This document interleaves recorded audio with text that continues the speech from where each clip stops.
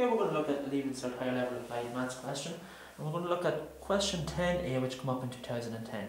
Now this question is always on differential equations. So here we're asked to solve the differential equation y times dy dx equals x plus xy squared, and we're given the initial conditions that y equals 0 when x is 0. So with these initial conditions we can find an exact solution to this first order differential equation. And the method we're going to use is the method of separation. So we're going to just try and get y variables only on the left and x variables only on the right. So the first thing we're going to do is we're going to factorise an x out of both of these terms.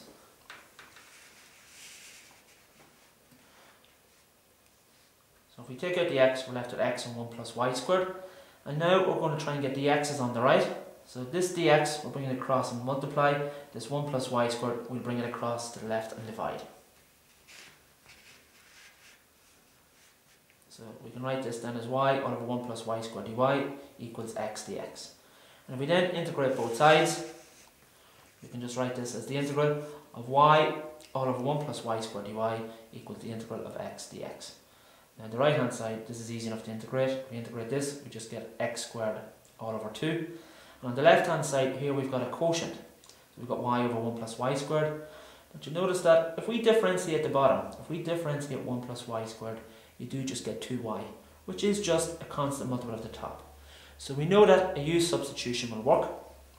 And here, if we let u equal the bottom, which is 1 plus y squared, and if we differentiate this, then you're going to get du equals 2y dy. But you'll notice on top we only had a y dy. So if we bring this 2 across and divide, which is the same as multiplying by a half, we're going to get a half du equals y dy. So it means that on the left hand side here, where we've got y dy, we can replace that with a half du, and the 1 plus y squared on the bottom, we can just replace that with u.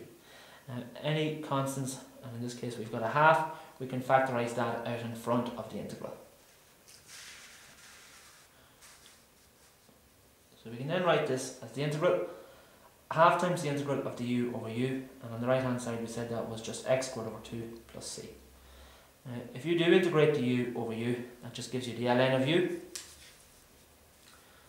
So you then get a half times the ln of u equals x squared over 2 plus c.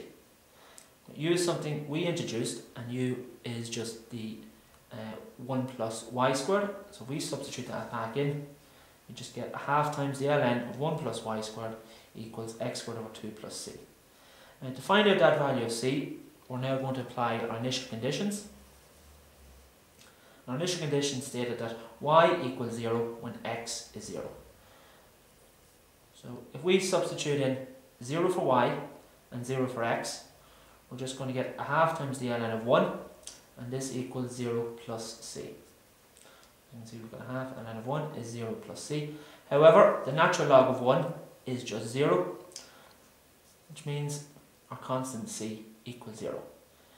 So therefore, our equation is then just going to be of the form a half times the ln of 1 plus y squared equals a half times x squared.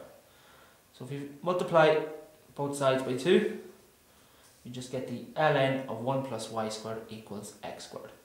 So we're going to try and get y on its own, so we need to get rid of the natural log, and to do that we're just going to get the exponential of both sides, which means e to the ln of 1 plus y squared equals e to the x squared. The natural log and the exponential, these are inverse functions, so they're just going to cancel, and we're just going to be left with 1 plus y squared equals e to the x squared.